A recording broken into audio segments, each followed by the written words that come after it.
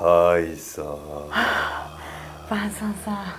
帰ってきたんですね。はい、ちゃんと帰ってこれました。もうこのまま会えないと思いましたよ。心配してくれました。心配しましたよ。ありがとうございます。すごいスポット行ってたもん。もうね、久しぶりのトークをかなさんとやりたくて頑張って戻ってまいりましたけれども、ちゃんと見てくださったんですね。もう私鳥肌立っちゃいました。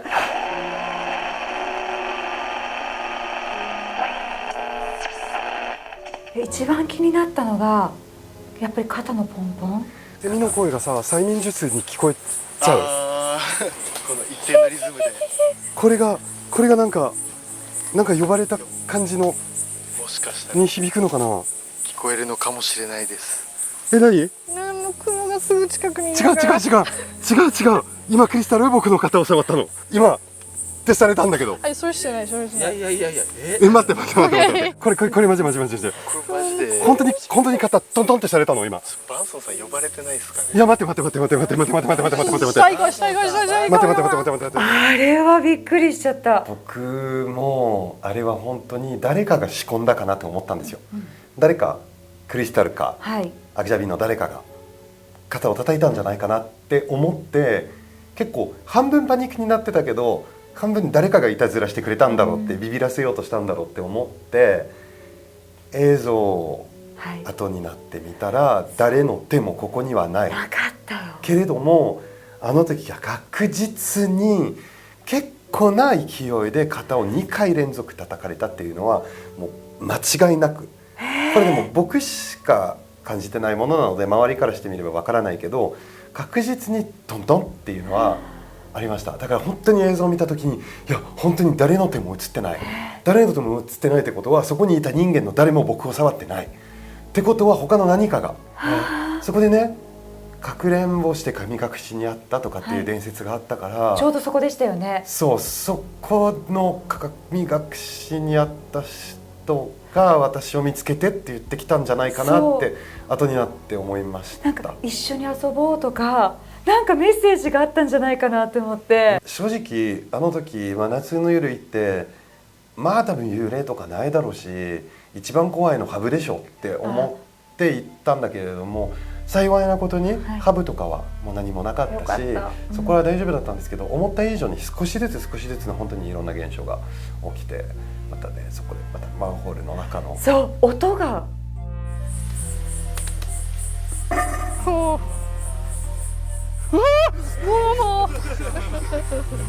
違う、ダメ。これ蹴ったわけ。中から声聞こえた。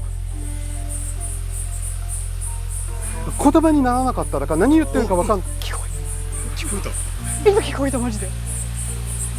こえた。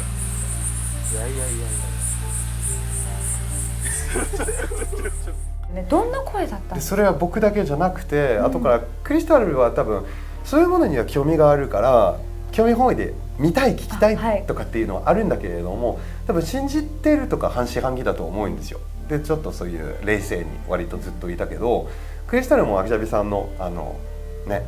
もう出演者、今回のゲストの方も聞こえたって言ってたので、まずそんな誰もが通らないところにマンホールが半開きしてるっていうこと自体が本当にもうなんで不気味だった。あれはで、しかもマンホールが隣同士にあったじゃないですか。閉まってる方めっちゃ水の音が強いんですよ。真横の閉まってない方ってあんまり水の音しないから、あんな近くにあるのに、こんな距離なのになんでっていう感じがあって、まず閉まってるからなんかちょっと試しに、僕本当に試しにちょっと叩こうって思ったら、すぐじゃなくてまず叩いた音がちょっと下の方で響いて、でちょっと一間置いて、そこからなんかうめき声っていうか、でもちょっとうめきと若干イラついてる感じの中間ぐらい。女性の声。女性みたいな、なんか邪魔しないでよとかみたいな感じ。でもなんかそれもなんかそういうなんだろうね、害を及ぼそうとかっていうのはあんまり感じなかったけど、どっちかって言ったらほっといてみたいな感じに感じた。バンソンさん、あれは瓶の音が聞こえたっていうのは、あれは最後のエンディングを撮ったあたりの2回女性の女性の声、なんか聞こえたカランってね。何か踏んだ音ですよね。上から食器がいやじゃあここ来ればいいわ。廃墟があるところって周りに正直何もないんですよ。でこんな夜中に誰もいないんですよ。車もなかったですし、っていうそこをすぐ近くではないけどそんなに離れてないところから瓶の音、瓶を蹴ってる音か瓶が落ちてる音かみたいなのが聞こえてきて、正直ねあの廃墟でそこまでなんか雰囲気が不気味なんだけれども、特にそこになんか幽霊とかいるって僕も感じはそこまでしなかったけれども、ただ入り口に立った時の背中に何かを少し冷たい空気を感じたのと、そのちょっと後に瓶の音が聞こえたのが、はい、あれはちょっとビビりましたね。バーサさん汗もかいてシャツも色が変わってぐっしょりでしたよね。まあ僕も見てちょっと顔色悪いなっていうそう最後ぐったりしてましたけど、そう思ったけれども、まあ海外から帰ってきてほぼ翌日だったのでただの時差ボケでした。本当、多分ね、大丈夫？いやそれちょっと心配でしたよ。でも少しやっぱりその不安が自分の中で増していってるなって客観的に見て、ちょっと顔が後半に行けば行くほどやつれてるようにちょっと見えましたから、なんかかなさんの方でこういう怖い体験とか、私はですね怖いの本当苦手なので、もう見たくないと思って人生生きてきたって感じなんですよね。じゃあ目をそらす感じ。目をそらして、でも小さい頃におばあちゃんの家の近くに神社があって、でそこに鳥居があってブランコが一つだけあったんですよね。で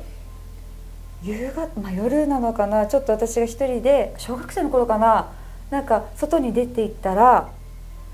なんか白い着物を着た髪の長い女性がそのブランコに乗ってて、でなんかブランコに揺れながらこっちを見てて、で私はあれ人なのか何なのかっていう分からなくなりますよね。あります、そういう時本当に人だと思って振り向いたら血まみれだったとかっていうのは過去にあって、本当これはすごい。でも私も逃げ帰って、もうそれ以来その神社の鳥居のこの横のブランコは見ないようにしてるんですけど、あれは何だったのかなっていうのが今もずっと心に残ってる。でもそういうのありますよね、なんか金縛りとかでもいろいろお話しして、ちょっとアグジャビさんの方の動画でも我々の動画終わってからね、コラボ動画の方で、こういうフランスとアメリカのクリスタルと僕のこういう会談だったりとか怖い体験の方も話したんですけども、そこの中で過去にあったいろいろちょっと金縛りとかの体験を話してるんですけど、一つ時話してなくて結構印象に残ってるのが、これも今ねかなさんが神社っていう話を近くって言ってたので、こういう時もう東京に昔住んでた時に、東京のあるエリアでその近くにすっごい綺麗な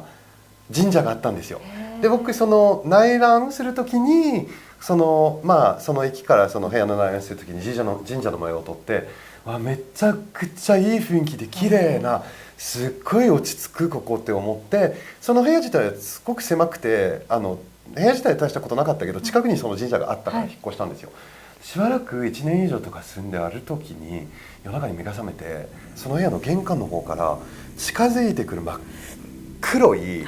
姿の何かを見えてきたんですよ。であの時僕人生金縛りも何十回もあったりして、いろんな幽霊を見て、それをもうなんか金縛りを解けたりとかはしたりとかもしてたんですけれども、あの時だけは本当に危険を感じて、これは絶対目を合わせちゃいけないってもう人生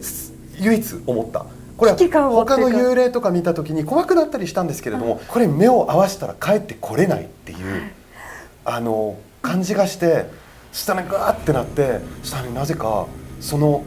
近くにあった神社から何かまたこれを全部払う何かが流れ込んでくるってまたそこで感じてて、全部パッっていう感じでも全て一気に消えて、そこで目がもう金縛り方解けたんですけど、金縛りなのでそれももしかしたら